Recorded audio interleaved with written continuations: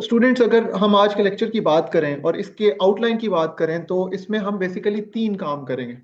Number one would be, हम सबसे पहले एक कॉन्टेक्स्ट डेवलप करेंगे, हिस्टोरिकल पर्सपेक्टिव डेवलप करेंगे कि 26th अमेंडमेंट तक हम अगर पहुंचे हैं, हमारी कॉन्स्टिट्यूशनल हिस्ट्री 26th अमेंडमेंट तक आई है तो इससे पीछे क्या होता रहा है बेसिकली। इस कॉन्टेक्स्ट से क्या मुराद है कि हमने constitutional history of Pakistan discuss कर ली, ठीक है, लेकिन हमने एक चीज मिस की भी है, that is the judicial history of Pakistan. ठीक है, ये अगेन आपने ये चीज समझनी है कि आपकी जो जुडिशियल हिस्ट्री है ना, दैट इज डिफरेंट, उसकी एक अपनी भी पीछे स्टोरी है पूरी, स्टार्टिंग फ्रॉम आपका 1947 से आज तक एक जुडिशरी की आपकी हिस्ट्री चल रही है, किस तरह चीजें इवॉल्व की हैं, किस तरह चीजें शेप की हैं। तो हम, चूंकि 26th amendment is also known as the judicial package, इसमें मेजर रिफॉर्म्स जो आई थी 26th अमेंडमेंट में वो जुडिशरी से रिलेटेड ही आई थी, ठीक है। सो हम सबसे पहले एक हिस्टोरिकल पर्सपेक्टिव देखेंगे आपकी जुडिशरी का।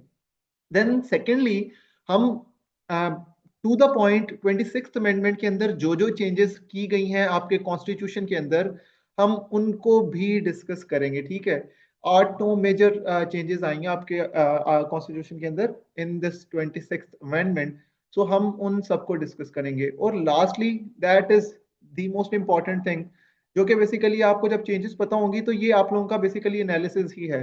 और मोस्ट प्रोबेबली जब क्वेश्चन आएगा तो आप लोगों की ये चीजें काम आएंगी कि आपको जब पता होगा कि जी 26 अमेंडमेंट में जो चेंजेस आई हैं उसकी पॉजिटिव साइड्स क्या है, उसकी नेगेटिव साइड्स क्या है, only then you will be able to solve the question. अब एक बात यहाँ पे समझ लें कि जब 2024 के आपके 2024 के अक्टूबर में ये आई थी अमेंडमेंट, तो उस टाइम हर कैंडिडेट को लग रहा था कि 2025 में सारा पेपर ही 26th अमेंडमेंट पे आना है, जबकि ऐसा नहीं होता।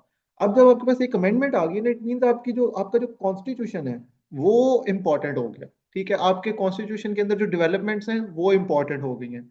तो रादर देन के 26 अमेंडमेंट पे क्वेश्चन आता है, सिंस उस टाइम पे ये अमेंडमेंट बिल्कुल नई थी, इसके जो इमीडिएट इफेक्ट्स आ रहे थे वो नजर नहीं आ रहे थे, तो इतना वो कुछ एक सॉलिड किस्म का ना स्टांस था नहीं। तो 2025 के एग्जाम्स में हमें 26th अमेंडमेंट पे एक भी क्वेश्चन नजर नहीं आया था। इनफैक्ट हमें 18th अमेंडमेंट पे दो तीन क्वेश्चन नजर आए थे डिफरेंट पेपर्स के अंदर, विच मीन्स कि आपकी कॉन्स्टिट्यूशनल जो चीज थी वो रेलिवेंट हो गई थी, और उन्होंने क्वेश्चन 18 अमेंडमेंट के ऊपर दे दिए थे। आज के दिन अगर हम 2025 में बैठे हुए हैं, इस टाइम हम दिसंबर में बैठे हुए हैं, हमारे पास एक महीना पहले, कुछ दिन पहले एक अमेंडमेंट आ गई है जिसका नाम है जी 27th amendment in your constitution. अब हर कैंडिडेट को लग रहा होगा कि 27th अमेंडमेंट से ही पूरे पेपर बनने हैं। हम इसको कवर जरूर करेंगे, क्योंकि 26th अमेंडमेंट की जो कुछ चीजें हैं वो उनको भी दोबारा अमेंड करके 27th में मजीद अमेंड कर दिया गया, लिहाजा हमारे लिए ये मैंडेटरी है कि हम 26 के बाद 27th को भी नेक्स्ट लेक्चर में इंशाल्लाह कवर करें। बट इंपॉर्टेंट थिंग इज कि आपके लिए 26 अमेंडमेंट को अंडरस्टैंड करना बहुत जरूरी है। उसकी रीजन ये है कि इस अमेंडमेंट को, एक तो हमने इसकी पॉजिटिव साइड्स भी देख ली, हमने इसकी नेगेटिव साइड्स भी देख ली, अब हमें पता है कि इसमें क्या मसले थे और क्या अच्छाइयाँ थी, और इस अमेंडमेंट के अंदर भी अमेंडमेंट हो चुकी है 27th में। तो अगर आज के दिन आप मुझसे पूछे तो 26 amendment is very important for your papers, for your exams 2026 के, ठीक है। So this is going to be our lecture outline. Directly moving towards the context, हम लोग सबसे पहले डिस्कस करते हैं जी आपके कॉन्टेक्स्ट में आके हिस्ट्री, और जो आपका जुडिशरी की हिस्ट्री है उसको डिस्कस करते हैं। तो starting from historical role of judiciary in Pakistan, all of you know कि जी जुडिशरी आपकी जो है that is known for this doctrine of necessity. आपकी जुडिशरी ने मल्टीपल मार्शल लॉज को लेजिटिमाइज किया, में इट भी आपका मौलवी तमीजुद्दीन केस हो, या आपकी आपके उसके बाद 200 केस हो, या any of the cases that you have learn in constitutional history, ये सारे केसेस हमें शो करते हैं कि आपके पास जुडिशरी ने आपके मार्शल लॉज को लेजिटिमाइज किया on one principle, that is doctrine of necessity, ठीक है, विच शोज के आपकी जुडिशरी का जो एक इंडिपेंडेंट रोल होना चाहिए था टू टू प्रोटेक्ट आपकी democracy, that was not there, ठीक है। देन आपको अगर हम आगे मजीद पाकिस्तान के कॉन्टेक्स्ट में बात करें तो पाकिस्तान में हमें लूज सेपरेशन ऑफ पावर नजर आती है। इससे क्या मुराद है? इससे मुराद ये कि जी अगर अगर हम सेपरेशन ऑफ पावर के कॉन्सेप्ट की बात करें जो कि मॉन्टेस्क्यू ने दिया था, उसने बात की थी तीन ऑर्गन्स ऑफ स्टेट की, that is legislature, that is आपका एग्जीक्यूटिव, और थर्ड वन इज आपका जुडिशरी। ठीक है। अब पाकिस्तान को मैंने लूज सेपरेशन ऑफ पावर क्यों कहा है? क्योंकि पाकिस्तान एक पार्लियामेंट्री फॉर्म ऑफ गवर्नमेंट है। पार्लियामेंट्री सिस्टम में आपकी जो लेजिस्लेचर और एग्जीक्यूटिव होती है दैट इज अमेलगमेटेड। ठीक है, वो एक ही बॉडी की फॉर्म में होती है। क्यों? क्योंकि लेजिस्लेचर में से ही आपका एग्जीक्यूटिव होता है, और जो आपका एग्जीक्यूटिव है वो लेजिस्लेचर में से ही है, और लेजिस्लेचर को ही रिस्पॉन्सिबल है, अकाउंटेबल है। तो आपकी जो सेपरेशन ऑफ पावर का जो प्रेसिडेंशियल सिस्टम में हमें स्ट्रिक्ट सेपरेशन ऑफ पावर नजर आती है even between legislature and judiciary, that is not there in Pakistan. और अगर हम थर्ड ऑर्गन की बात करें जुडिशरी की, तो हमें जुडिशरी की एक टर्बुलेंट सी हिस्ट्री नजर आती है कि जिसमें जुडिशरी आपकी कभी आपकी इंडिपेंडेंट हो जाती है, कभी वो कॉम्प्रोमाइज हो जाती है, कभी वो डॉक्ट्रिन ऑफ नेसेसिटी को ले आती है, कभी वो कुछ डिसीजन ऐसे लेना शुरू हो जाती है टू प्रोटेक्ट डेमोक्रेसी। तो आपकी जुडिशरी की वो जो एक एलिमेंट है दैट इज देयर। लेकिन इसमें एक मसला क्या है? इसमें मसला ये है कि आपकी जो चेक्स एंड बैलेंसेस है ना, सेपरेशन ऑफ पावर के साथ एक पैरेलल स्ट्रक्चर है चेक्स एंड बैलेंसेस का। ठीक है, आपकी जुडिशरी की हिस्ट्री में आपको नजर आता है कि जुडिशरी के ऊपर lack of check on judiciary है। ठीक है, जुडिशरी के ऊपर चेक्स नहीं है। ठीक है, इसकी इसकी एक बहुत बड़ी हिस्ट्री है विच स्टार्ट फ्रॉम आपका कॉन्स्टिट्यूशन जब फॉर्म हुआ 1973 से आगे, आपकी 1996 में आके जजेस केस आता है, फिर उसके बाद आपकी 18th अमेंडमेंट आती है, फिर आपके पास 19th अमेंडमेंट आती है, फिर आपके पास 26th अमेंडमेंट आती है, और लास्टली आपके पास 27th अमेंडमेंट आ गई है।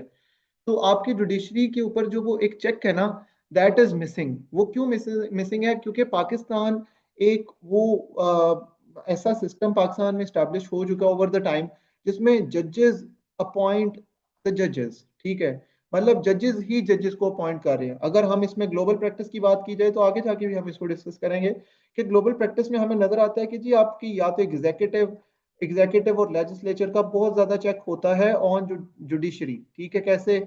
इनकी अपॉइंटमेंट ये लोग मिलकर कर रहे थे। फॉर एग्जांपल अगर हम यूएसए की बात करें, तो जो प्रेसिडेंट है, एग्जीक्यूटिव है यूएसए का, वो नॉमिनेट करता है आपकी जुडिशरी के चीफ, आपके जुडिशरी के मेंबर्स को, और उसकी रेटिफिकेशन होती है लेजिस्लेचर से। उसकी जो अप्रूवल होती है वो लेजिस्लेचर देती है। ठीक है, पाकिस्तान में ऐसा हमें नहीं दिखता। पाकिस्तान में हमें नजर आता है कि ओवर द टाइम जुडिशरी ने पावर्स एक्यूमुलेट कर ली हैं अपने पास। ठीक है, अगर हम 1973 के कॉन्स्टिट्यूशन की बात करें तो हमें नजर आता है कि जी आपका जो चीफ जस्टिस ऑफ पाकिस्तान है, सीजेपी है, वो एक पैनल ऑफ जजेस देता था। ठीक है, और प्रेसिडेंट अपनी मर्जी से एक जज को चीफ जस्टिस बना देता था। ठीक है, लेकिन 1996 में आपके पास जजेस केस आता है कि जिसमें वो कहा जाता है कि जी आपकी जो रिकमेंडेशन है ना, जो जो चीफ जस्टिस रिकमेंड करके भेज रहा है as chief justice, next chief justice president को, that is binding on the president. और प्रेसिडेंट अपनी मर्जी से उसको किसी नए इंसान को चीफ जस्टिस नहीं बना सकता। दैट वाज द पॉइंट जहां पे आके आपका जो एग्जीक्यूटिव का चेक ओवर जुडिशरी था ऑन अपॉइंटमेंट, वो खत्म हो जाता है। ठीक है, तो ये end of check on judiciary होता है हमारे पास 1996 में जजेस केस में। अब यहाँ पे एक सवाल खड़ा हो जाता है कि who will guard the guards, कि आपके जो ये बेसिकली ये प्रोटेक्ट करते हैं ना आपके कॉन्स्टिट्यूशन को। तो यहाँ पे एक क्वेश्चन आता है कि जी इनको कौन रोकेगा, इनके ऊपर चेक किसका होगा? ठीक है, तो ये एक डिबेट हमारे पास पूरी 2000s की जो डेकेड थी पूरी ये चलती रहती है। इसमें हमें मल्टीपल चीजें नजर आती हैं। मुशर्रफ साहब का एक वो टेन्योर नजर आता है जिसमें वो आपके डिक्टेटर होते हैं, फिर आपके पास पीसीओ के जजेस आते हैं, फिर आपके पास लॉयर्स मूवमेंट आती है। तो ये जो सारी चीजें थी ये इस ड्यूरेशन में जुडिशरी को लेकर चल रही हैं। लेकिन आपके पास अल्टीमेटली 2010 में आपके पास अल्टीमेटली क्या चीज आती है? 18th अमेंडमेंट आती है, जिसको हमने कवर कर लिया था पहले ही एक लेक्चर में। उसमें हमने मल्टीपल बातों को डिस्कस किया, लेकिन आज के लेक्चर से रेलेवेंट सिर्फ दो बातें हैं कि उसमें आपकी जेसीपी फॉर्म की जाती है दैट कंसिस्ट ऑफ 7 मेंबर्स। ये हमने मैंने आपको बता दिया था कि जुडिशियल कमीशन ऑफ पाकिस्तान बनाई जाती है जिसमें 7 मेंबर्स होते हैं। उनमें से एक चीफ जस्टिस है, दो सीनियर मोस्ट जजेस हैं, एक former chief justice of Pakistan, एक लॉ मिनिस्टर है, एक अटॉर्नी जनरल है, और आपके पास एक सीनियर एडवोकेट है। विच शोज कि आपके पास 4:3 की फॉर्म थी इन 18th अमेंडमेंट, और 4 जजेस थे, 3 आपके पास एग्जीक्यूटिव्स थे। ठीक है, तो यहां से हमें नजर आया कि ये एक ये जुडिशरी को ये एक प्रॉब्लमेटिक चीज नजर आई, ठीक है। जुडिशरी को इस पे इख्तलाफ था कि जी आपने जुडिशल कमीशन ऑफ पाकिस्तान बना दिया, जिसमें आपने 4:3 से जजेस को एक account kind of check judiciary के ऊपर स्टैब्लिश कर दिया है, ठीक है। At the same time 18th amendment में हमारे पास पार्लियामेंट्री कमेटी भी स्टैब्लिश की जाती है, विच कंसिस्ट ऑफ 8 मेंबर्स। 8 में से 4 आपके होते हैं नेशनल असेंबली में से, 4 आपके होते हैं सेनेट में से, ठीक है। 4 आपके होते हैं सेनेट में से। इन चार को भी दो दो में डिवाइड किया जाता है। 4 में से 2 आपके होते हैं गवर्नमेंट के, और 2 आपके होते हैं ऑपोजिशन के, ठीक है, फ्रॉम नेशनल असेंबली। और सिमिलरली 4 सेनेटर्स में से 2 आपके गवर्नमेंट के, 2 आपके ऑपोजिशन के।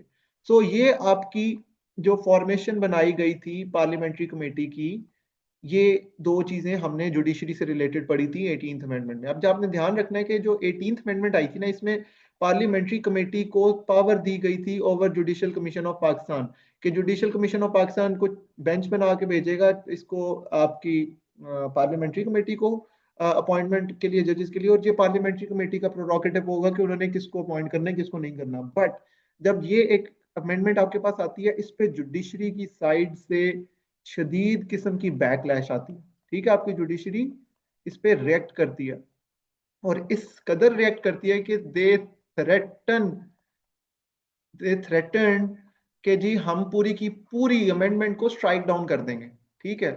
तो ये एक जब थ्रेट आती है इन इस सिचुएशन में, इन सर्कमस्टांसेस में, आपके पास 2010 के अंदर ही आपके पास 19th अमेंडमेंट भी आ जाती है, जिसका सबसे मेजर चेंज था आपकी जो जुडिशल कमीशन ऑफ पाकिस्तान था, जिसकी 7 की मेंबरशिप थी, उसको बढ़ा के 9 मेंबर्स पे कर दिया जाता है।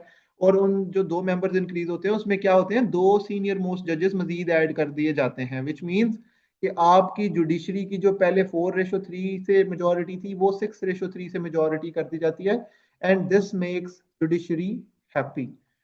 इससे आपको क्या नजर आया कि जुडिशरी जो कि 18th अमेंडमेंट में कोशिश की गई थी, क्या कोशिश की गई थी कि जुडिशरी के ऊपर चेक स्टैब्लिश किया जाए, वो जुडिशरी ने वापस ले लिया। जुडिशरी ने पावर्स अपने पास ले लिए। एक और काम हुआ 19th अमेंडमेंट में, वो ये हुआ कि आपकी जो जेसीपी को सब ऑर्डिनेट किया गया था पार्लियामेंट्री कमेटी के, इसको भी खत्म कर दिया गया।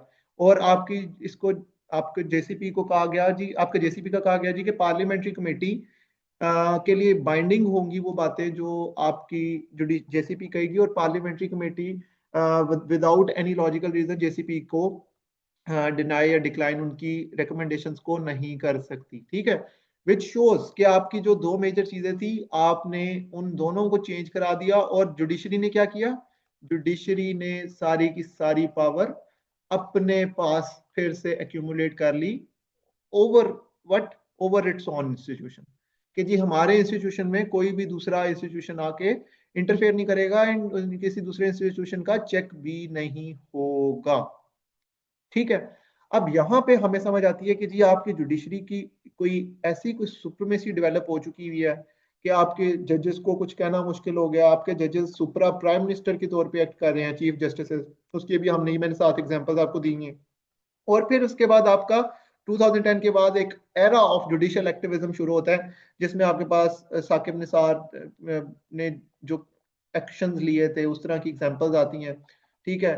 जिसमें आपको पता है कि आपके डिस्क्वालिफिकेशन होती है प्राइम मिनिस्टर्स की, आपके शुगर रेट्स जजेस डिसाइड कर रहे हैं, चीफ जस्टिस डिसाइड कर रहे हैं, आपके डैम फंड आते हैं, आपके हॉस्पिटल्स का विजिट होता है, आपके स्कूल्स का विजिट होता है, आपके रिकोडेक को स्टॉप कर दिया जाता है, ठीक है। तो इस तरह के जो सारे केसेस थे वो हमें नजर आते हैं in the form of this judicial activism, जो कि 2010 के बाद एक बहुत ही ज्यादा प्रोमिनेंट होती है। अगेन मैंने आपको ग्लोबल प्रैक्टिस बता दिया कि दुनिया भर की प्रैक्टिस यही है। आप यूएसए की बात करें तो यूएसए में प्रेसिडेंट नॉमिनेट करता है, और प्रेसिडेंट नॉमिनेट करता है और रेटिफाई करती है आपकी लेजिस्लेचर। सिमिलरली टर्की में अगर आप जाके देखें तो टर्की में भी आपका जो प्रेसिडेंट है उस वो अपॉइंट करता है नंबर ऑफ जजेस, ठीक है। देन आप फ्रांस की बात करें तो फ्रांस में भी आपका जो प्रेसिडेंट है वो अपॉइंट करता है, प्रेसिडेंट अपॉइंट करता है 3 जजेस। आपकी नेशनल असेंबली का प्रेसिडेंट अपॉइंट करता है, आपकी सेनेट का प्रेसिडेंट अपॉइंट करता है फ्रांस में। So wherever you go, जहां भी दुनिया के किसी भी सिस्टम में आप जाके देखेंगे, आपको क्या नजर आएगा कि आपके पास जुडिशरी के ऊपर लेजिस्लेचर और एग्जीक्यूटिव का कोई ना कोई चेक है, which is not the case in Pakistan, ठीक है। तो यहाँ तक हमारा एक कॉन्टेक्स्ट डेवलप हो गया, हमें समझ आ गई है कि जी लेजिस्लेचर और एग्जीक्यूटिव की लाख कोशिशों के बावजूद, क्या लाख कोशिशों के बावजूद, कि आपकी जो जुडिशरी है, लेजिस्लेचर, एग्जीक्यूटिव और जुडिशरी, इनका एक दूसरे के ऊपर एक चेक इस्टेब्लिश किया जाए, लाख कोशिशें करने के बावजूद आपकी लेजिस्लेचर ये करने में नाकाम रहती है। ठीक है। सो आपको अब क्या नजर आता है कि जी इस ड्यूरेशन में अब आगे, आफ्टर दिस 19th अमेंडमेंट, आपके पास 10-15 साल की जुडिशियल एक्टिविज्म भी है, जिसमें आपके पास मल्टीपल आर्टिकल्स लाइक 184(3) है, जिसमें आपके पास चीफ जस्टिस इनिशियली अकेले सो मोटो ले लेता है, कुछ भी उसको इशू नजर आता है तो वो सो मोटो कॉल कर लेता है, जिसको आगे जाके ऑब्वियसली 26 अमेंडमेंट से पहले आपका प्रैक्टिस एंड प्रोसीजर जो बिल आया था उसमें आपके चीफ जस्टिस से बढ़ा के उसको 3 मेंबर्स का किया गया था, फिर 3 मेंबर्स उसको चेंज करके 1 member appointed by the chief justice, और फिर एक सीनियर मोस्ट किया गया था। मतलब एक ये फ्लक्चुएशन आती रही है पूरे ड्यूरेशन में, कि किस तरह आप जुडिशरी के ऊपर चेक करें। और उसकी लास्ट फॉर्म थी आपके पास 26 अमेंडमेंट। ठीक है। अब 26 अमेंडमेंट का आपने कॉन्टेक्स्ट देख लिया, आपको पता चल गया जी कि क्या मसले चलते आ रहे थे, किन किन किन प्रॉब्लम्स को फेस करते हुए पाकिस्तान में 26 अमेंडमेंट आती है। मैंने आपको हिस्टोरिकल पर्सपेक्टिव इसलिए दिया है क्योंकि when you are writing an answer in CSS, it should be academic. आप लोग जिस इन्वायरमेंट में हम लोग आज के दिन पाकिस्तान में रह रहे हैं, इट इज वेरी पोलराइज्ड। ठीक है। और अगर आप लोगों के आंसर्स में पॉलिटिकल डिबेट्स आना शुरू हो जाएंगी, अगर आप लोगों के आंसर्स में लॉजिकल आर्ग्यूमेंट्स की बजाय पॉलिटिकल डिस्कशंस होंगी, that is going to be extremely problematic. ठीक है। अब जब आप ये सारे के सारी चेंजेस पढ़ेंगे तो आप लोग अंडरस्टैंड करेंगे कि आपने एकेडमिक बातें करनी है, आप लोगों ने पॉलिटिकल बातें नहीं करनी जी, कि एक पार्टी ने ये एक पार्टी को साइडलाइन करके ये सारा कुछ कर दिया। ये सारी वो आपकी मीडिया की जो डिस्कशन है उसके लिए बहुत अच्छा है, बट आपके एग्जाम के लिए दैट इज वेरी डेंजरस। तो आप लोगों ने इसको एकेडमिक डिबेट के तौर पे ही लेकर चलना है। तो now coming to the second part of the lecture, that is आपकी 26 अमेंडमेंट ने क्या क्या चेंजेस की। आपको अगर ये चेंजेस समझ आ गई तो आपको आगे पॉजिटिव और नेगेटिव साइड्स 2 मिनट में समझ आ जाएंगी। सो स्टार्ट, मैं आपको क्रोनोलॉजिकल ऑर्डर में सारे आर्टिकल्स बता देता हूँ जो चेंज हुए हैं। ठीक है। बाकी आप लोगों को इसमें फिर आसानी होगी to remember and to reproduce things in your exam. So starting from Article 9A, which is right to clean, और आपकी क्लीन एनवायरनमेंट। ठीक है। Sustainable environment, clean and sustainable environment. So ये आपका है जी आर्टिकल 9A।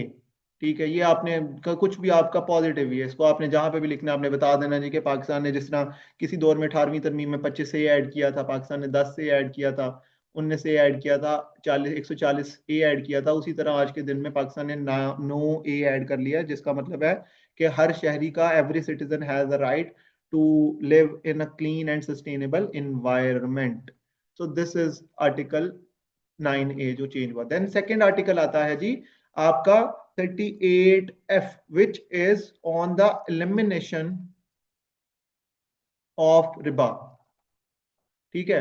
आपकी जो इकोनॉमिक सिस्टम की ट्रांसफॉर्मेशन पे बात की गई कि जी आपके जो सूद का निज़ाम है आपके मुल्क के अंदर, इकोनॉमी के अंदर, इकोनॉमिक आपकी बैंकिंग सेक्टर के अंदर, 1 जनवरी 2028 तक अहद किया गया कि हम इकोनॉमिक सिस्टम को रिबा फ्री करेंगे, हम एलिमिनेट करेंगे आपकी इकोनॉमी के अंदर से, आपके बैंकिंग सेक्टर के अंदर से क्या करेंगे, एलिमिनेट, रिबा को खत्म कर देंगे।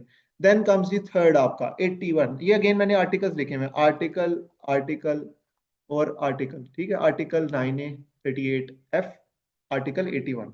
आर्टिकल 81 किस बारे में जी, कि आपकी फंडिंग इन ड्यूरिंग इलेक्शन, आपकी जो फंडिंग ड्यूरिंग इलेक्शन है उसको स्ट्रीमलाइन करने के लिए आर्टिकल 81 में एडिशन की गई कि जी आपकी मेक श्योर किया जाएगा कि जो फंडिंग है वो स्ट्रीमलाइंड है, उसके ऊपर चेक हो, किस चीज को इंश्योर करने के लिए, free and fair electoral process maintain करने के लिए, funding during elections, free and fair electoral process को मेंटेन करने के लिए। ठीक है। This is the third change. Then comes the biggest article, जो कि सबसे ज्यादा प्रीडोमिनेंट है, जिसकी सबसे ज्यादा सिग्निफिकेंस है, दैट इज आपका आर्टिकल 175A।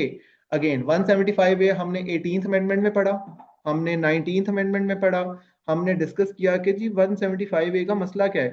175A का मसला ये है कि उसमें जो जेसीपी फॉर्म किया गया था उसमें 18th अमेंडमेंट में जो 7 मेंबरशिप थी वो चेंज होके 9 मेंबरशिप कर दी गई थी इन आपके 19th अमेंडमेंट। देन आपकी सिमिलरली 175A में जेसीपी की मेंबरशिप को 9 से बढ़ा के 13 मेंबर्स कर दिया गया है इन 26th अमेंडमेंट। ठीक है, अगेन इसकी इसकी जो आपका हमारा 18th अमेंडमेंट में कोशिश की गई थी कि जुडिशरी का जो वो जो इन्फ्लुएंस है, जुडिशरी के एक्सेसिव मेंबर्स हैं, उसको रोका जाए।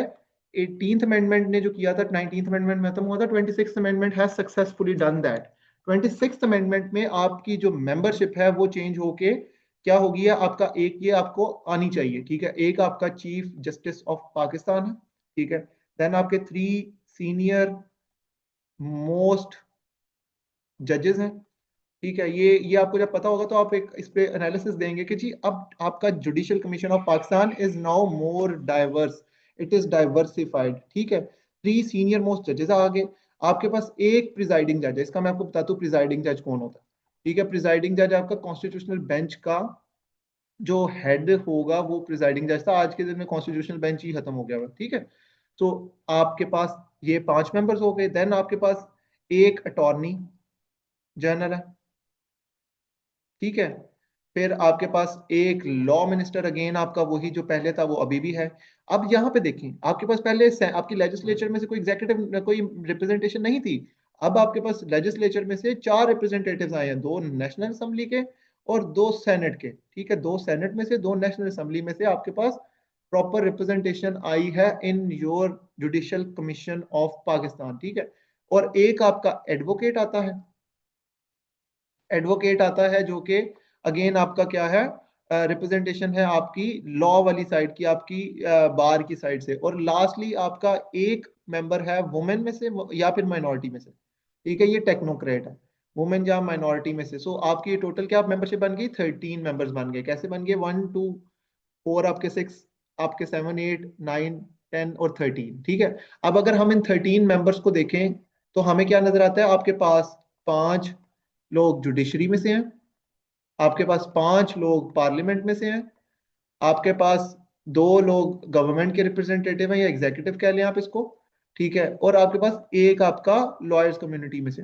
सो नाउ सी कि आपका ये जो सारा एक फिनोमिना है जिसको 18th अमेंडमेंट को 26th अमेंडमेंट को जितना क्रिटिसाइज किया जा रहा है, आप लोग बड़ा आसानी से इसको जस्टिफाई कर सकते हैं कि नाउ आपका judicial commission of Pakistan is being diversified, इसको डाइवर्सिफाई कर दिया गया है। कैसे कि डिफरेंट आपके स्टेट के डिफरेंट ऑर्गन्स में से इसकी रिप्रेजेंटेशन लेकर आई गई है। ठीक है, so this is very important. आपके जो एकदम ब्लेटेंटली हम क्रिटिसाइज करते हैं, that is not an academic thing to do. So आप लोगों ने इसको बड़ा अच्छे तरीके से डिफेंड करना है, डिफेंड कर लें। अगेन आप लोगों ने इसको क्रिटिसाइज करना है तो एकेडमिकली ही करना है। ठीक है, वैसे जेसीपी की 13 मेंबरशिप पे इतना कोई खास ऐसा क्रिटिसिज्म होना नहीं चाहिए। आगे चलते हैं जी। देन आपके पास हमने बात की थी 175 ए की बात करें तो हमें पता होना चाहिए कि 175 ए में दूसरी चीज क्या थी, दैट वाज आपका पार्लियामेंट्री कमेटी। पार्लियामेंट्री कमेटी को स्पेशल पार्लियामेंट्री कमेटी नाम रख दिया जाता है, उसकी मेंबरशिप को 8 से बढ़ाकर 12 कर दिया जाता है।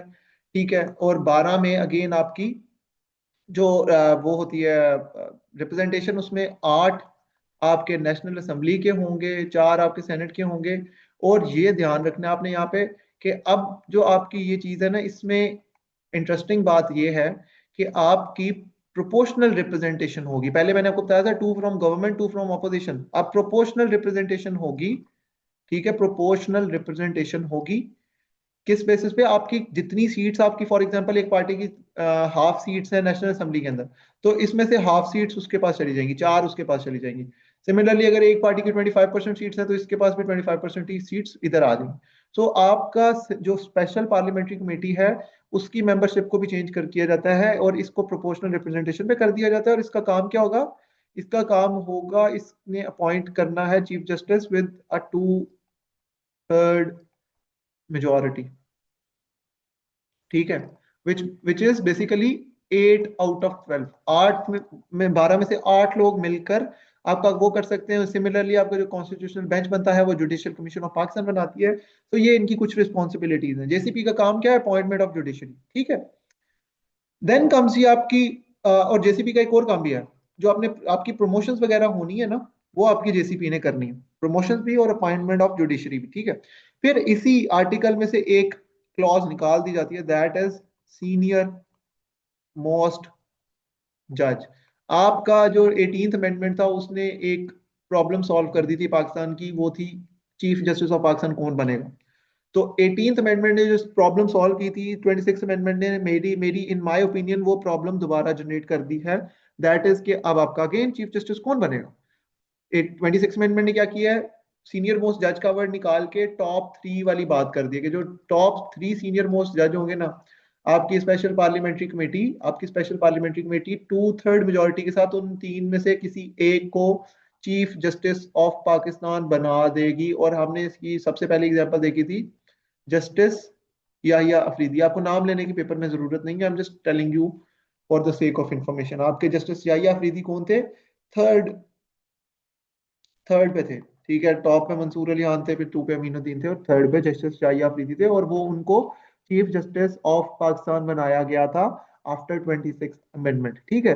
सो जो 3 चेंजेस 175 ए में आती हैं हमने उनको डिस्कस कर लिया। आप लोगों को ये पता होना चाहिए कि आपके पास यहाँ पे जो जेसीपी की मेंबरशिप 9 से बढ़ा के 13 की जाती है वो क्या है, ठीक है। अगर आप लोग पेपर में ये बनाते हैं तो that is going to definitely give you extra marks. Then जी आपका नेक्स्ट आर्टिकल है 175 179। 179 है जी रिटायरमेंट ऑफ जजेस। इस पे एक नई क्लॉज ऐड की जाती है कि जो आपका चीफ जस्टिस होगा, या वो जब 65 ईयर्स का होगा तब रिटायर करेगा, या जब उसका 3 ईयर्स का चीफ जस्टिस का टेन्योर होगा तब रिटायर कर लेगा वो। जैसे फॉर एग्जांपल अगर जो आज के हमारे चीफ जस्टिस हैं याहिया अफरीदी, वो 61 कुछ के थे तो वो चीफ जस्टिस बन गए थे। अब अगर वो इस सूरत में अगर वो सर्व करते रहते हैं तो वो अगले 4 साल तक सर्व करते रहेंगे जब तक वो 65 के नहीं हो जाएंगे।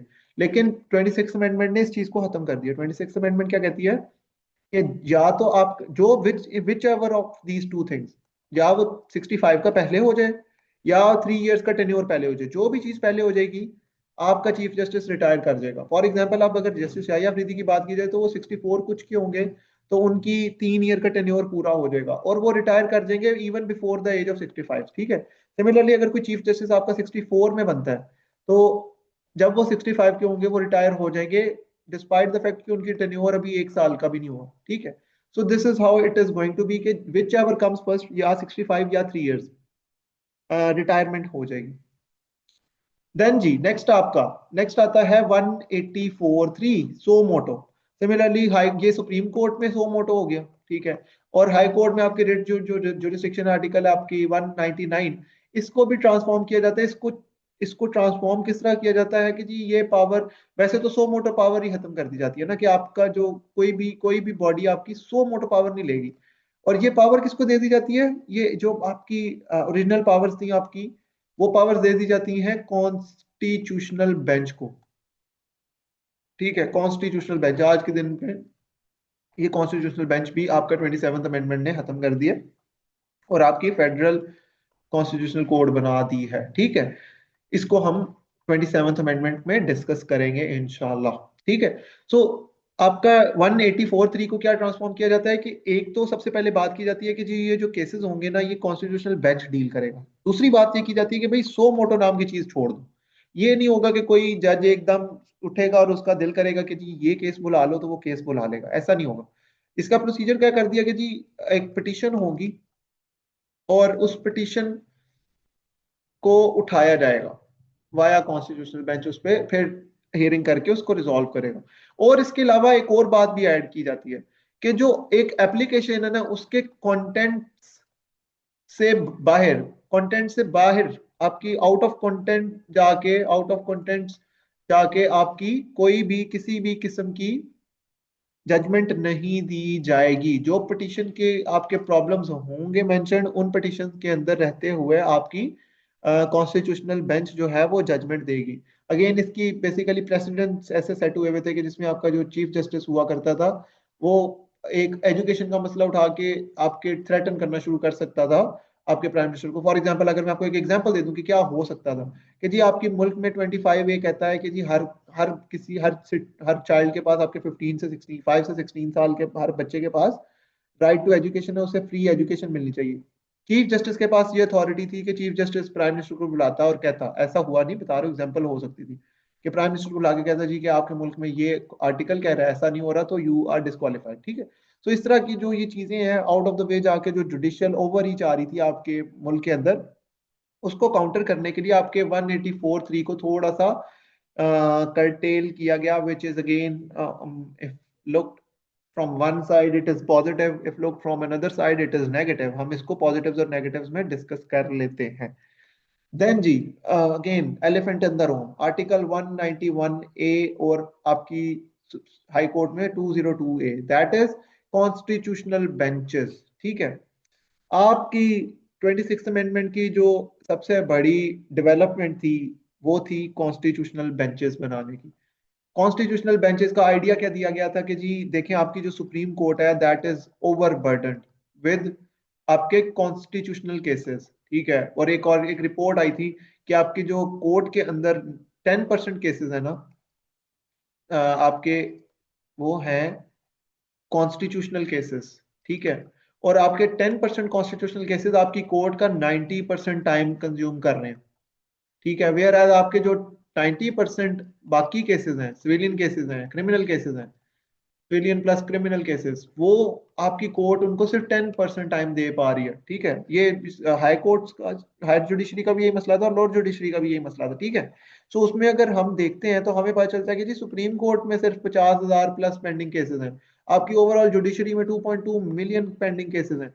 तो इतनी पेंडेंसी केसेस की इतनी पेंडेंसी थी कि उसको रिजॉल्व करने के लिए एक आइडिया आया जी कि जी हम कॉन्स्टिट्यूशनल बेंच बना देते हैं। ये कॉन्स्टिट्यूशनल बेंच क्या करेगा, ये आपकी सारी की सारी कॉन्स्टिट्यूशनल जो मसले हैं उनको कॉन्स्टिट्यूशनल बेंच डील करेगा, और जो आपकी सुप्रीम कोर्ट है वो अपनी ओरिजिनल पावर्स को एक्सरसाइज करेगी, दैट इज आपके सिविलियन और क्रिमिनल केसेस को वो रिजॉल्व करेगी सुप्रीम कोर्ट ऑफ पाकिस्तान। और टेक्निकली आपके जो चीफ जस्टिस ऑफ पाकिस्तान है वो होंगे चीफ जस्टिस इसके, और आपकी कॉन्स्टिट्यूशनल बेंच का जो हेड होगा उसका नाम रख दिया गया प्रिजाइडिंग जज, ठीक है। सो ये वही प्रिजाइडिंग जज है जो कि जुडिशियल कमीशन ऑफ पाकिस्तान का भी एक मेंबर है, ठीक हो गया। देन जी आपके पास ये कॉन्स्टिट्यूशनल बेंच इज डन।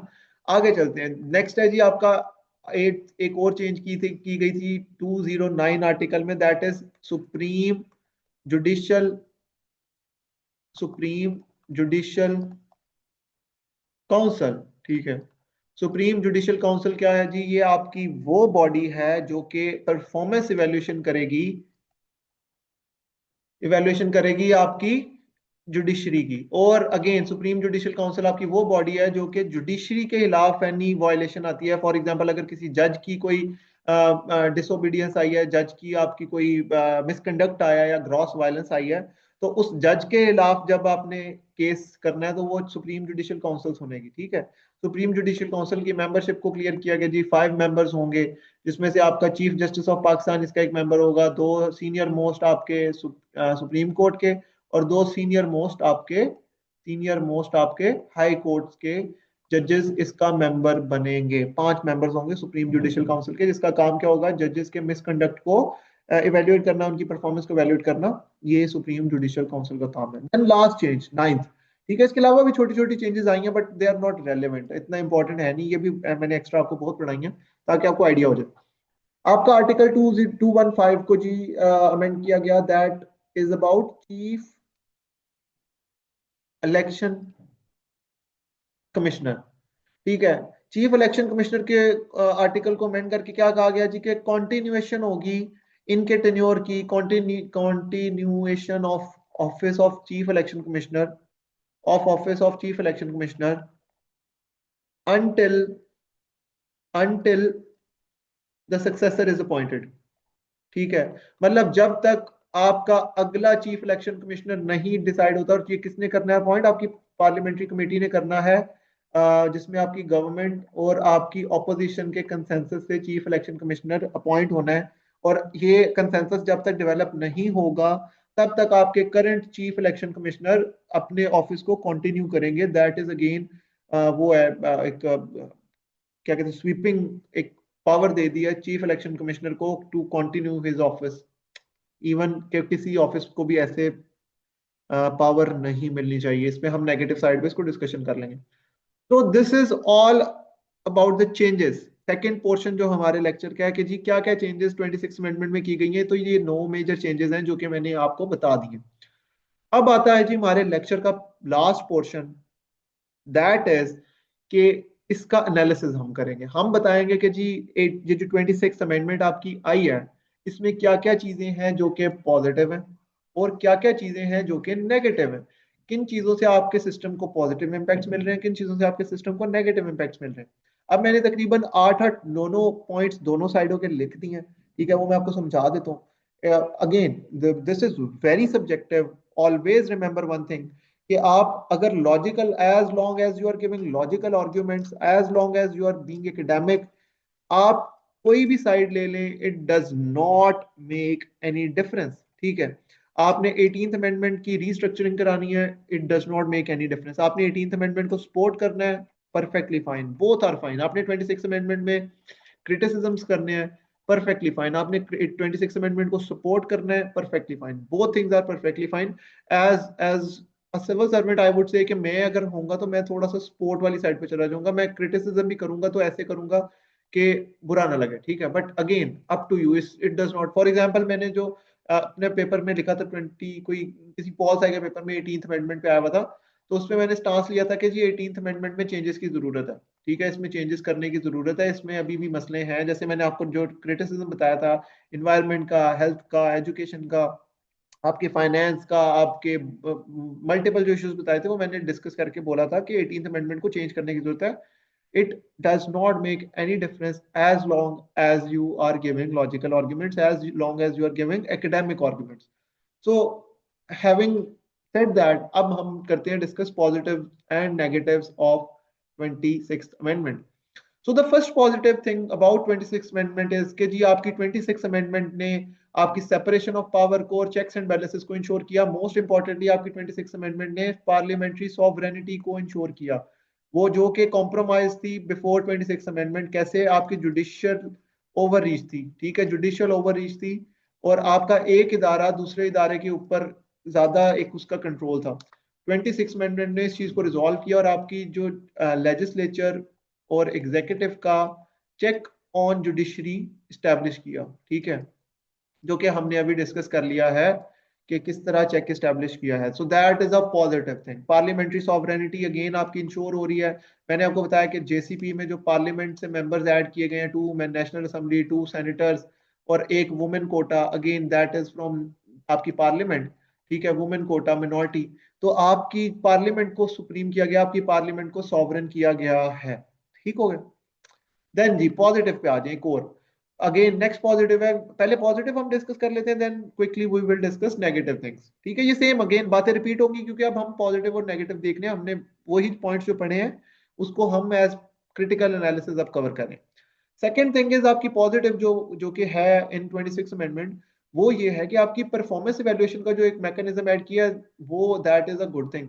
आपकी जो जजेस की स्क्रूटनी है, पहले आपकी जजेस के ऊपर कोई स्क्रूटनी नहीं थी, अब आपकी जो परफॉर्मेंस इवैल्यूएशन के ऊपर प्रमोशंस होंगी, आपकी जो मूवमेंट होगी जजेस की, that is going to be a positive thing. Again it is up to you कि आपने इसको पॉलिटिसाइज्ड कह के, आपने इसको क्या कहते हैं, ये यहाँ से पॉलिटिसाइजेशन ऑफ जुडिशियल अपॉइंटमेंट क्या कि इसको नेगेटिव कहना है, तो that is purely your call. But it is equally possible to say कि जी आपके जो ये जजेस की वैल्यूएशन है, दुनिया भर की कोई भी कंपनी आप उठा लें, किसी भी कंपनी में ऐसा नहीं होता कि आपकी परफॉर्मेंस वैल्यूएशन ना हो।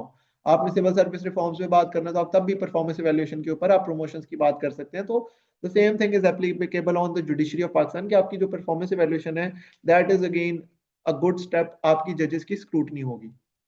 देन थर्ड आपका पॉजिटिव थिंग, दैट इज आपकी कॉन्स्टिट्यूशनल बेंचेस की स्टैब्लिशमेंट। मैंने आपको अभी पीछे बता दिया कि जी आपकी सुप्रीम कोर्ट के ऊपर शदीद किस्म का बर्डन था ऑफ पेंडेंसी, और मैंने आपको ये भी बता दिया कि जो 90-10 रेशो थी कि 90% जो केसेस थे वो 10% टाइम लग रहा है उन पे सिविलियन केसेस पे, और 10% कॉन्स्टिट्यूशनल केसेस पे 90% टाइम लग रहा है। तो ये जो इशू था इसको रिजॉल्व करने के लिए आपका कॉन्स्टिट्यूशनल बेंच स्टैब्लिश किया गया है to expedite the process, to make sure कि आपके जो पेंडिंग केसेस हैं उनको as soon as possible resolve किया जाए थ्रू कॉन्स्टिट्यूशनल बेंचेस। आपके कॉन्स्टिट्यूशनल बेंच कॉन्स्टिट्यूशनल केसेस को डिस्कस करे, उनको रिजॉल्व करे, और आपकी जो नॉर्मल जुडिशरी है वो आपके सादे सिविलियन और क्रिमिनल केसेस को रिजॉल्व करे। नेक्स्ट है जी बैलेंस बिटवीन द इंस्टीट्यूशन। मैंने आपको बता दिया अगेन कि आपकी जो बिफोर 26 अमेंडमेंट आपके इंस्टीट्यूशंस के बीच में बैलेंस नहीं था। आपका जो चीफ जस्टिस था वो आपके प्राइम मिनिस्टर से भी ऊपर ज्यादा स्ट्रॉन्ग था, उसके पास ज्यादा पावर्स थी। इनफैक्ट आपके पास अभी ये जो again this is a political point, but वो जो गुड टू सी वाला एक एलिमेंट था जिसमें एक चीफ जस्टिस ने 2 मिनट में पूरे का पूरा आपका जो सिस्टम था उसको हाईजैक कर दिया था, वो that is again one huge power जो आपके चीफ जस्टिस के पास थी। So again it was required, या फिर it it is up to you कि आपने इसको किस तरह प्रेजेंट करना है, बट इट इज फैक्ट कि जी बैलेंस ऑफ जो इंस्टीट्यूशन था ना, बैलेंस बिटवीन द इंस्टीट्यूशन, वो 26 अमेंडमेंट ने श्योर किया कि एक इंस्टीट्यूशन अगेन दूसरे इंस्टीट्यूशन को ओवर पावर नहीं कर रहा। हाँ, यहाँ पे डिबेट आप कर सकते हैं आप क्या ये नहीं कर रहा इसको, तो that is debatable, but judiciary के ऊपर एक चेक आया। यहाँ पे मैं अगर फॉर एग्जांपल बात करूं, मैं बोलूं कि यार ultimately this person, this prime minister, this legislation that is elected body, आपके पार्लियामेंट्री सॉवरेनिटी या पार्लियामेंट्री सॉवरेनिटी में आपके पास पार्लियामेंट सुप्रीम होता है। पार्लियामेंट इवन एक मैन को वुमेन भी डिक्लेयर कर सकता है। आपकी ये यूके की अगर आप लोगों ने आपकी पॉलिटिकल साइंस है तो आपने वहां पे इस तरह की कोटेशंस पढ़ी होंगी कि parliament can decide the death of the king, के जी किंग ने आज मरना है आज नहीं मरना। इस तरह की बहुत सारी कोटेशंस यूके के ऊपर कही जाती हैं। क्यों? क्योंकि UK is a parliamentary system. तो आपकी जो ये डिबेट है जिसमें आप प्राइम मिनिस्टर को सुप्रीम बनवा दें, प्राइम मिनिस्टर को ना बनवाएं पर पार्लियामेंट को सुप्रीम बनवाएं, वो that is easy to justify क्योंकि Pakistan is a parliamentary system. और आपके पार्लियामेंट्री सिस्टम में ये चीज क्लियर है कि आपका पार्लियामेंट कुछ भी कर सकता है। अगेन आपकी 27th अमेंडमेंट की भी सबसे बड़ी जस्टिफिकेशन ये होगी कि अगर आपके पार्लियामेंट ने ये डिसाइड कर लिया कि जी आप के जो जो सीडीएस हैं या फिर जो भी whatever changes it has made, whatever may be, उनको लेजिटिमेट करना दैट इज डिफरेंट, बट आपका parliamentary sovereignty is an easy argument to justify these things. ठीक है। देन आपकी जी एक और पॉजिटिव साइड कि जी सो मोटो पावर एंड कर दी है, जिससे आपकी जो वन मैन की पावर थी ना, वन मैन शो था, वो एक काउंटर होगा इससे कि जी एक इंसान के पास सारे इख्तियारात नहीं है कि वो जो चाहे करे, वो जिस मर्जी को जो मर्जी कर ले। वो सो मोटो वाला एक एलिमेंट है, दैट इज अगेन अगेन इसकी बहुत साइड्स हैं कि जी आपके पास सो मोटो की वजह से बहुत से लोगों के फंडामेंटल राइट्स भी प्रोटेक्ट होते हैं, बट अगेन सो मोटो की वजह से बहुत सारी चीजें पॉलिटिसाइज भी हो जाती हैं। आप यहाँ पे फंडामेंटल राइट्स वाली साइड पे आप इसको डिस्कस कर सकते हैं, हम अभी नेगेटिव्स में दोबारा डिस्कस कर लेंगे। देन आती है जी आपकी एक्सपेंशन ऑफ फंडामेंटल राइट्स। आपकी 26 अमेंडमेंट ने आर्टिकल 9A ऐड किया है on environment, which is a positive thing कि जी आपके जो फंडामेंटल राइट्स हैं उसको एक्सपेंड किया गया। उसमें आपकी क्लीन और जो आपका सस्टेनेबल एनवायरनमेंट है उसको भी ऐड करके मेक श्योर किया गया है जी कि आपके सिटीजन को ज्यादा से ज्यादा राइट्स दिए जाएं। देन आपका इस्लामिक इकोनॉमिक सिस्टम 38F हमने डिस्कस किया। 38F is a positive sign के जी पाकिस्तान को इस्लाम के इकोनॉमिक सिस्टम के लिहाज से बनाने की कोशिश की जाएगी। कब तक? 1 जैन तक, 2028 तक। तो ये हमने चीज डिस्कस कर ली। देन आपकी जेसीपी डाइवर्सिफाइड, अगेन मैंने ये आपको पॉजिटिव पहले बता दिया कि आपकी जो जेसीपी की मेंबरशिप है उसको 13 बना दिया गया है, जिसमें आपके पास 5 पार्लियामेंट से लोग हैं, 5 आपके पास जजेस हैं, आपके पास 2 आपके पास वो हैं एग्जीक्यूटिव के लोग हैं, एक आपके पास लॉयर है। तो ये जो सारी एक आपकी एक डाइवर्स किस्म की जुडिशियल कमीशन ऑफ पाकिस्तान बनाई गई है, that is a positive sign, जिसमें आपकी मल्टीपल आपकी वुमेन कोटा भी ऐड किया गया है। तो ये आपका एक पॉजिटिव साइन है कि आपके जेसीपी को डाइवर्सिफाई करके मेक श्योर किया जा रहा है कि तमाम सेगमेंट्स ऑफ सोसाइटी से इनपुट ली जाए रिगार्डिंग जुडिशरी। ठीक है। देन आपकी जी स्पेशल पार्लियामेंट्री कमेटी की पावर को एक्सपेंड किया गया। मैंने आपको बताया जी कि जो आपकी 19th अमेंडमेंट आई थी उसने 19th अमेंडमेंट ने जेसीपी को सुप्रीम कर दिया था ओवर पार्लियामेंट्री कमेटी, और 26 अमेंडमेंट ने अगेन स्पेशल पार्लियामेंट्री कमेटी को पावर्स दी हैं बैक, और उसमें आपकी 2/3 मेजोरिटी वाली एक पावर इज स्टिल देयर। ठीक है, जिसमें जिसमें ऐड कर दिया कि जी 2/3 मेजोरिटी से आपकी अपॉइंटमेंट होगी इसकी आपके चीफ जस्टिस ऑफ पाकिस्तान की 2/3 मेजोरिटी से। ठीक है, टॉप 3 जो सीनियर मोस्ट जजेस हैं उनमें से होगी। तो ये 9 पॉजिटिव साइड मैंने आपको दे दी 26 अमेंडमेंट की। Now quickly discussing the negative sides again. Counter argument, separation of power का काउंटर आर्ग्यूमेंट है जी, जुडिशियल इंडिपेंडेंस आपकी कॉम्प्रोमाइज हुई है इन 26 अमेंडमेंट। ये आर्ग्यूमेंट आपकी जुडिशरी दे रही है कि जी अब लेजिस्लेचर और एग्जीक्यूटिव का बहुत ज्यादा चेक आ गया है जुडिशरी के ऊपर, और जुडिशरी कंट्रोल हो रही है आपकी लेजिस्लेचर और एग्जीक्यूटिव से, जो कि नहीं होना चाहिए। ठीक है, इसमें अपॉइंटमेंट्स की आप बात कर सकते हैं जी, अपॉइंटमेंट्स अब कंट्रोल हो रही हैं बाय लेजिस्लेचर एंड एग्जीक्यूटिव। तो इस तरह के आर्गुमेंट्स देके आप इसकी नेगेटिव साइड को भी प्रेजेंट कर सकते हैं, कंप्लीटली अप टू यू कि आपने कौन सी साइड लेनी है। ठीक है, जो भी लेनी है उस पर आपने क्लियर स्टांसेस देके, लॉजिकल आर्गुमेंट्स देके इसको रैप अप करना है।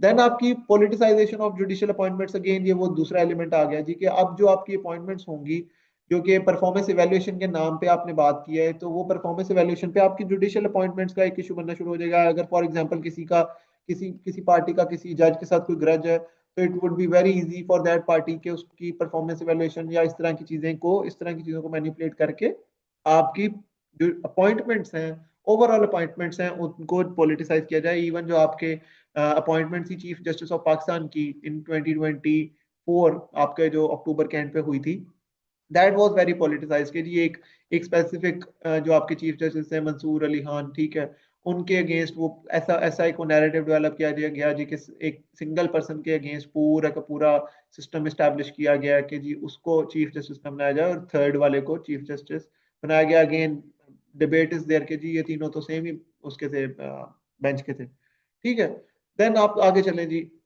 थर्ड, सीनियोरिटी प्रिंसिपल, ये अगेन मुझे लगता है कि ये काफी नेगेटिव चीज है आपकी 26 अमेंडमेंट की, क्योंकि पाकिस्तान में ना चीजें, जिस तरह का हमारा पॉलिटिकल कल्चर है, जितनी चीजें स्मूथ हो उतनी चीजें इजी होती हैं। तो हमारे पॉलिटिकल कल्चर के लिहाज से मुझे लगता है कि it was a very good decision. Again यहाँ पे डिबेट है कि is seniority an enough principle, इतनी काफी है सीनियोरिटी होना कि एक सीनियर जज ही सबसे कॉम्पिटेंट जज होगा। तो अगेन आई एग्री कि ऐसा पॉसिबल नहीं है कि आपकी सीनियोरिटी डिफाइन करे कि how competent you are, but considering the political culture of Pakistan, ठीक है, मुझे लगता है कि seniority principle was a good thing, कि पाकिस्तान में चीजें जितना सिंपल रहेंगी उतना आसान रहेंगी। अब आपके पास तीन तीन जजेस की ऑप्शन आ गई है, 1 2 3 की। तो वो हर जज की यही कोशिश होगी, यार मैं गुड बुक्स में आ जाऊं, मैं गुड बुक्स में आ जाऊं, मैं आ जाऊं, ताकि मैं चीफ जस्टिस बन जाऊं। ठीक है, हाउएवर यहाँ पे आप ये भी बात कर सकते हैं कि आज के दिन तो सुप्रीम कोर्ट का चीफ जस्टिस क्या है, नॉमिनल पावर्स ही उसके पास, वो रबर स्टैम्प बन चुका है। ये अगेन आप नेक्स्ट पॉइंट ये मैंने लिखा हुआ कि now supreme court has nominal powers. ठीक है, आपकी सुप्रीम कोर्ट सिर्फ सिविलियन और आपकी क्रिमिनल केसेस को डिस्कस कर रही है, उनको डील कर रही है। और जो आपका चीफ जस्टिस ऑफ पाकिस्तान है, he is also dealing with these things. उसकी वो कॉन्स्टिट्यूशनल केसेस में इंटरप्रिटेशन, उसकी पावर खत्म हो गई है कंप्लीटली। और आज के दिन अगेन 27th अमेंडमेंट से वो चीज एफसीसी के पास आ गई है, वो will discuss in 27th amendment. फिर जी आपकी नेक्स्ट नेगेटिव थिंग है आपकी फंडामेंटल ह्यूमन राइट्स।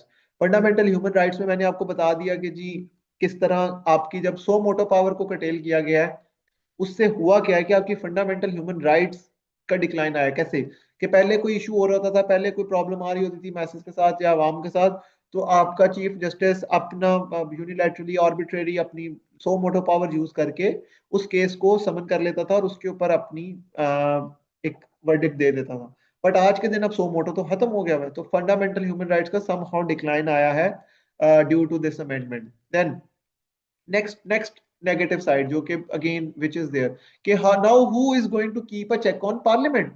ठीक है, यहाँ पे पार्लियामेंट के ऊपर कौन चेक, अब यहाँ पे काउंटर जवाब आएगा जी कि अवाम इलेक्शंस के थ्रू। ठीक है, इलेक्शंस के थ्रू अवाम करेगी चेक पार्लियामेंट पे। ठीक है, मैसेज। लेकिन अगेन आपकी ऑर्गन्स में से, आपके ऑर्गन्स में से जो तीन ऑर्गन्स हैं, लेजिस्लेचर, एग्जीक्यूटिव, ये लेजिस्लेचर है, ये एग्जीक्यूटिव है, ये जुडिशरी है।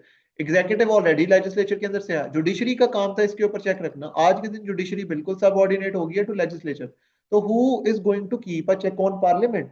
तो ये अब आपका एक क्वेश्चन मार्क है कि यार अब आपने जुडिशरी को तो बिल्कुल ही सबऑर्डिनेट कर दिया अगेन, कि आप अब पार्लियामेंट तो बहुत ज्यादा सुप्रीम हो गया। बट यहाँ पे काउंटर आर्ग्यूमेंट आप दे सकते हैं अगर कोई देना चाहे कि जी इलेक्शन इज वन प्रोसेस आपका। दूसरी बात यह कि Pakistan is a parliamentary sovereignty. तो parliamentary sovereign country, parliamentary sovereignty में बड़ा सिंपल सी बात है कि parliament is supreme, whatever parliament is doing that is legitimate. और इसको काउंटर करने का एक ही हल है, दैट इज नेक्स्ट इलेक्शन में आप उसको ना करें। फिर यहाँ पे आप काउंटर इसको भी दे सकते हैं कि जी इलेक्शन तो पाकिस्तान में फ्री एंड फेयर आज तक हमें समझ ही नहीं आई हुए भी हैं कि नहीं है। तो इस तरह की आपने बड़ी लॉजिकल सी आर्ग्यूमेंटेशन करके अपने आंसर को फ्रेम करना होता है। देन जी आपका, मुझे जो सबसे प्रॉब्लमेटिक चीज लगती है आपकी चीफ इलेक्शन कमिश्नर की इनडायरेक्ट कॉन्टिन्यूशन। मैंने आपको बताया 215 में नेक्स्ट चीफ इलेक्शन कमिश्नर की अपॉइंटमेंट तक कहा गया है कि जी आपका चीफ इलेक्शन कमिश्नर अपना टेन्योर कंटिन्यू करेगा, विच इज वेरी प्रॉब्लमेटिक कि आपने एक चीफ इलेक्शन कमिश्नर को इतनी एक्सटेंशन दे दी है। और इस पे आप नेगेटिव क्रिटिसिज्म कर सकते हैं इन 26 अमेंडमेंट। देन 26 अमेंडमेंट के एक और बड़ा क्रिटिसिज्म, ये आपका क्रिटिसिज्म किया है जी आईसीजे ने, इंटरनेशनल कमीशन ऑफ ज्यूरिस्ट। इन्होंने बोला था कि जी ये this amendment was non participatory. 24 घंटे के अंदर, 24 आवर्स के अंदर ये अमेंडमेंट पास हुई थी। Again the same criticism is there on 27th amendment कि आपकी अमेंडमेंट्स इतनी क्विकली पास हुई हैं कि अब आईसीजे जो है, इंटरनेशनल कमीशन ऑफ ज्यूरिस्ट, उन्होंने इस पे कमेंट दिया कि जी दिस इज नॉन पार्टिसिपेटरी। अवाम का फॉर एग्जांपल 18th अमेंडमेंट पे आपके वो सेमिनार्स हुए थे, वेबिनार्स हुए थे, लोगों की ओपिनियंस ली गई थी, तो वो सारा जो प्रोसेस है that is missing. Democracy is a culture, not a process. It is not a process, it is a culture. तो वो जो कल्चर था डेमोक्रेसी का, जिसमें आपकी ओपिनियंस, लोगों की ओपिनियंस, ठीक है, वो मिसिंग है। आपकी लोगों की जो राय है, लोगों की इस पे क्रिटिसिज्म है, वो मिसिंग है। लोगों की से साथ डिस्कशन नहीं हुई भी, ठीक है। तो वो एक इस पे क्रिटिसिज्म इज देयर। और मैंने आपको बता दिया कि जी इट वाज इन रश, 24 घंटे में पास की गई थी। तो ये एक ही पॉइंट है बेसिकली कि आपका जो 26 अमेंडमेंट था दैट वाज नॉन पार्टिसिपेटरी, उसको जल्दी में किया गया था। उसमें जो डेमोक्रेटिक कल्चर है, जो डेमोक्रेटिक वैल्यूज हैं, those values were missing. So class, that is it for this 26 amendment. थोड़ा सा लेक्चर लंबा हो गया, घंटे का हो गया almost, but I have tried कि आपको एक दफा एकेडमिकली पूरी की पूरी जुडिशरी की डिबेट हिस्ट्री बता के आपको 26 अमेंडमेंट पढ़ाई जाए, ताकि आप लोगों के लिए इट बिकम्स वेरी इजी कि आप लोग इन चीज़ों को इनकलकेट करें in your exam. And it is highly expected कि इस साल 26 अमेंडमेंट पे 1 से 2 सवाल आएंगे। So do prepare it well. इसको मैं आपके साथ ये शेयर कर दूंगा। Now the floor is open for question, you can ask anything. ठीक है।